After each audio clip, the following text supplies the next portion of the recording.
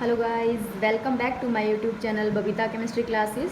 This lecture is for 10th class and this is our 6th lecture. Okay, in last lecture क्या पढ़ा था हमने कि जो मेटल्स होती हैं वो किस किस फॉर्म में एग्जिस्ट करती हैं। तो मैंने आपको बताया था कि दो फॉर्म में जो मेटल्स हैं वो एग्जिस्ट कर सकती हैं, कैसे ओर की फॉर्म में और मिनरल्स की फॉर्म में।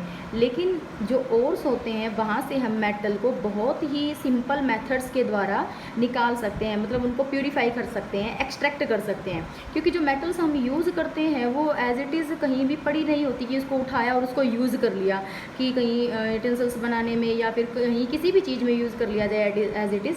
जो मेटल्स होती हैं वो ओर्स की फॉर्म में प्रेजेंट होती हैं, ठीक है। वो जो ओर्स होते हैं वो ऐसे सब्सटेंसेस होते हैं जहाँ से उसमें से हम मेटल को आसानी से निकाल सकते हैं, जो हमारे लिए प्रॉफिटेबल भी रहेगी और जिसको हम आसानी, जो सिंपल मेथड्स होते हैं उसके द्वारा हम एक्सट्रैक्ट भी कर सकते हैं। क्योंकि जो मेटल हमें मिलेगी ना बेटा, वो किस फॉर्म में मिलती है, वो हमें लंप की फॉर्म में मिलती है, ढेरी की फॉर्म में मिलती है, ठीक है। तो फिर उसका क्या किया जाता है, उसमें से एज इट इज़ दिख रही है कहीं कहीं पे भी मेटल है, तो उसको हम कैसे एक्सट्रैक्ट करेंगे, वो सिंपल मेथड्स के द्वारा एक्सट्रैक्ट जो है वो की जाती है। तो उसके बहुत सारे मेथड्स हैं। तो सबसे पहले तो आपके पास क्या है कि यहाँ पे डेफिनेशन दे रखी है एक्सट्रैक्शन ऑफ मेटल्स, कि जो मेटल है उसका एक्सट्रैक्शन कैसे किया जाता है। तो obtain a metal from its ore is known as the extraction of metal, कि किसी भी मेटल को एक्सट्रैक्ट करने के लिए, ठीक है, कहाँ से, ओर से, वो प्रोसेस क्या कहलाता है, एक्सट्रैक्शन ऑफ मेटल्स, ठीक है। तो मेटल को एक्सट्रैक्ट करने के लिए, प्यूरीफाई करने के लिए जो भी मेथड होते हैं वो क्या, उनको हम क्या बोलते हैं, मेटलर्जी भी बोलते हैं। मेटलर्जी क्या है का कंप्लीट कंसेप्ट है जो बताता है कि भाई मेटल्स को हमें एक्सट्रैक्ट करना है कहाँ से, उसके ओर्स से, ठीक है। तो ये जो मेटलर्जिकल जो ऑपरेशंस होते हैं या जितने भी स्टेप्स होते हैं वो अलग अलग होते हैं, क्योंकि सिंपल मेथड के द्वारा कोई, जैसे दो टाइप की मेटल्स हैं आपके पास, ठीक है, दो टाइप की मेटल्स को हम जो है वो एक सिंपल मेथड के द्वारा एक्सट्रैक्ट नहीं कर सकते। जैसे एल्यूमिनियम अलग है, ये जो आयरन होती है ये मेटल अलग होती है, तो दोनों को प्योरीफिकेशन के अलग अलग मेथड्स होते हैं। ओके, तो कोई मेटल जो है ऐसी भी होती है कि जो ऑक्साइड की फॉर्म में एग्जिस्ट करती है, कोई मेटल ऐसी है जो सल्फाइड की फॉर्म में एग्जिस्ट करती है, कोई मेटल ऐसी है जो कार्बोनेट की फॉर्म में एग्जिस्ट करती है, ठीक है। तो उनके लिए स्पेशल अलग अलग मेथड्स होते हैं। तो ये जो सिंपल मेथड्स हैं, ये जो ऑपरेशंस है, मेटलर्जिकल ऑपरेशंस जो हैं, ये हर एक मेटल के लिए यूज़ किया जाएगा। कि सबसे पहले जो मेटल हमारे पास आई है वो लंप की फॉर्म में आई है, तो पहले उसको क्रश तो करना ही पड़ेगा, ठीक है। तो ये क्या है, कुछ मेटलर्जिकल ऑपरेशंस हैं, कुछ स्टेप्स हैं जो हर एक मेटल के लिए यूज़ करने पड़ेंगे, ठीक है। तो सबसे पहले कौन सा है हमारे पास, crushing of ores. Crushing of ore का मीनिंग क्या होता है कि ओर को क्रश करना, मतलब कि इसको पाउडर फॉर्म के अंदर लेकर आना, मतलब कि जो हमें लंप के फॉर्म में मिला है, जैसे ये कोई भी ओर है, ये अगर हमें मिला है, ठीक है, तो इसको पहले क्या बनाना, छोटे छोटे पार्टिकल्स के अंदर ब्रेक करना, वो क्या कहलाता है, क्रशिंग कहलाता है। ग्राइंडिंग क्या होगा कि उसके जो छोटे छोटे पार्टिकल्स हमने किए हैं उनका बिल्कुल पाउडर बना देना, ठीक है। कि अगर वो जो पाउडर के फॉर्म में आ जाएंगे तो उसको हम क्या बोलेंगे, पल्वराइजेशन भी बोला जाता है। ओके, अब क्या आता है कि कंसंट्रेशन ऑफ ओर्स और dressing of ores. Third method कौन सा है, कंसंट्रेशन ऑफ ओर्स और ड्रेसिंग ऑफ ओर्स। अब जो हमारे पास ओर आया है, ग्राइंड किया हुआ, बिल्कुल बारीक किया हुआ पाउडर फॉर्म में, उसको हमें क्या करना है, कंसंट्रेट करना है। बेटा कंसंट्रेट से आप एक ही मीनिंग समझेंगे कि जो कंसंट्रेशन होती है उसका मतलब क्या है कि उसके अंदर से जो अर्थी इम्प्योरिटीज़ है ना, रॉकी पार्टिकल्स या अर्थी इम्प्योरिटीज़ जो हैं उनको क्या करना, बाहर निकालना, ठीक है। जो अर्थी इम्प्योरिटीज़ होती हैं या रॉकी पार्टिकल्स जो होते हैं, छोटे छोटे पार्टिकल्स होते हैं, रेत के कण जो होते हैं, उनको अलग करना, कहाँ से, उस ओर में से। ओके, उसको हम क्या बोलते हैं, उसको ड्रेसअप करना, मतलब कि इसको ड्रेसिंग भी बोला जाता है। अब क्या होगा, उसके जो हमारे पास ओर था जो हमें प्यूरीफाई करना था, उसके अंदर से मिट्टी और जो सिलिका पार्टिकल्स हैं वो तो बाहर निकल चुके हैं। अब हमारे पास सिर्फ क्या रह जाएगा, ओर रह जाएगा। लेकिन ओर, अभी मैंने आपको बताया, जो ओर है उसके अंदर मेटल प्रेजेंट, और वो और जो है वो सल्फाइड की फॉर्म में या ऑक्साइड की फॉर्म में या कार्बोनेट की फॉर्म में एग्जिस्ट कर सकता है, ठीक है। तो अब देखो conversion of ores, next step कौन सा आ जाएगा, conversion of ores into the metallic oxides. अब जो ओर्स हैं हमारे पास उसको किस में कन्वर्ट करना है, मेटालिक ऑक्साइड्स के अंदर। मतलब मेन मेथड हमारे पास यही रहेगा कि कोई भी अगर मेटल हमारे पास है वो कार्बोनेट के फॉर्म में है या सल्फाइड की फॉर्म में है, तो सबसे पहले उसको हमें किस में कन्वर्ट करना पड़ेगा, ऑक्साइड्स की फॉर्म में।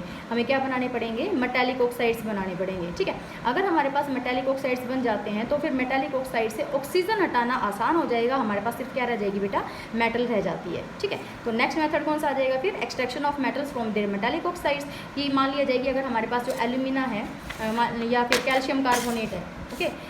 या फिर आप जिंक के लिए देखो, जैसे मैं समझा देती हूँ आपको, जैसे जिंक कार्बोनेट है, ये हमारे पास एक और मिला है, इसके अंदर क्या प्रेजेंट है, जिंक कार्बोनेट। तो सबसे पहले हमें इसको किस में कन्वर्ट करना पड़ेगा, जिंक ऑक्साइड के अंदर, ठीक है। जिंक ऑक्साइड के अंदर कन्वर्ट करेंगे तो जिंक ऑक्साइड बन गया ना। अब यहाँ से ऑक्सीजन को तो बाहर निकालना आसान होता है और फिर जो जिंक है वो क्या हो जाएगी, प्योरीफाई हो जाएगी। लेकिन ऑलरेडी अगर कोई मेटल किस में प्रेजेंट है, ऑक्सीजन के फॉर्म में प्रेजेंट है, जैसे एल्यूमिनियम है। एल्यूमिनियम ज़्यादातर कहाँ से एक्सट्रैक्ट की जाती है, एल्यूमिना से। मैंने लास्ट लेक्चर में आपको बताया था कि जो बॉक्साइट होता है वो एल्यूमिनियम का मेन ओर होता है, ठीक है। तो जो एल्यूमिना है इसमें से आपको एल्यूमिनियम को अलग करना है और ऑक्सीजन को अलग करना है, ये तो जल्दी से हो जाएगा, क्योंकि इसका क्या करवा दोगे, रिडक्शन। आपने फर्स्ट चैप्टर के अंदर पढ़ा भी हुआ है कि ऑक्साइड का अगर हम रिडक्शन करवा देते हैं तो वहाँ से ऑक्सीजन क्या कर जाती है, रिमूव कर जाती है, ठीक है। और हमारे पास क्या बच जाएगा, सिर्फ मेटल बच जाती है। तो यहाँ पे ये स्टेप ये भाई कह रहा है कि conversion of ores into the metallic oxides. पहले तो वो जो ओर है हमारे पास, जैसे जिंक कार्बोनेट है, उसको पहले कन्वर्ट करेंगे किसके अंदर, मेटालिक ऑक्साइड के अंदर। मतलब कार्बोनेट को हटाकर क्या लेकर आना है, ऑक्साइड लेकर आना। तो उसकी सिंपल मेथड्स हैं बेटा, रोस्टिंग और कैल्सिनेशन, उससे कहेंगे हम, करेंगे इसको हम कन्वर्ट, ठीक है। वो 1 बाय 1 हम पढ़ेंगे। Extraction of metals from their metallic oxides. अब क्या करना है कि वो जो मेटालिक ऑक्साइड जो हमारे पास आया है उसमें से अब हमें क्या करना है, मेटल को प्योरीफाई करना है, मेटल को एक्सट्रैक्ट करना है, ठीक है। और जो मेटालिक ऑक्साइड्स, ये जो ऑक्सीजन बच जाएगी उसको रिमूव करना है। अब आता है प्योरीफिकेशन और refining of the crude metal. अब जो हमारे पास मेटल आई है वो भी अब कैसी है, प्योरीफाई अभी भी नहीं है, ठीक है। प्योर मेटल नहीं है, उसके अंदर अभी भी कुछ ना कुछ पार्टिकल्स ऐसे प्रेजेंट होते हैं जिनको हम गैंग्यू बोलते हैं, ठीक है। वो पार्टिकल्स प्रेजेंट होते हैं तो उनको भी अलग अलग हटाना है। जैसे मिनरल्स के पार्टिकल्स थोड़े बहुत प्रेजेंट होंगे तो उनको भी हमें क्या करना है, अलग करना होता है उस मेटल से। तो उसको हम क्या बोलेंगे, प्योरीफिकेशन और refining of the crude metal. जो हमारे पास क्रूड मेटल आई है उसको क्या करना, प्योरीफाई करना। तो ये सब ये सारे मेथड्स हैं, मैंने लिखे भी हुए हैं, आप देखेंगे यहाँ पे। Crushing of ores, the ores are broken into small pieces with the help of crushers, ठीक है। क्रशर्स होते हैं, ठीक है, जिनमें आगे दांत से लगे हुए होते हैं। वो लंप को क्या कर देते हैं, ढेरी को किसमें कन्वर्ट कर देते हैं, छोटे छोटे पार्टिकल्स के अंदर कन्वर्ट कर देते हैं, ठीक है। अब वो जो छोटे पार्टिकल्स हैं उनको ग्राइंड करना तो फिर आसान रहेगा, ठीक है। तो smaller pieces of ores are pulverised into the powder form. Pulverise का मतलब क्या होता है, पाउडर फॉर्म के अंदर लेकर आना। तो जो ओर्स के छोटे पार्टिकल्स हैं, जो छोटे टुकड़े किए गए हैं, उनको किस फॉर्म के अंदर लेकर आएंगे, पाउडर फॉर्म के अंदर लेकर आते हैं। उस प्रोसेस को क्या बोला जाता है, पल्वराइजेशन बोला जाता है। क्या बोलते हैं उसको, पल्वराइजेशन या फिर grinding of ores, okay. Next आता है फिर हमारे पास मेथड कौन सा, कंसंट्रेशन ऑफ ओर्स। जो मैंने आपको बताया था कि भाई हर एक मेटल के लिए जो कंसंट्रेशन ऑफ ओर्स का मेथड है वो कैसा रहेगा, अलग अलग रहेगा।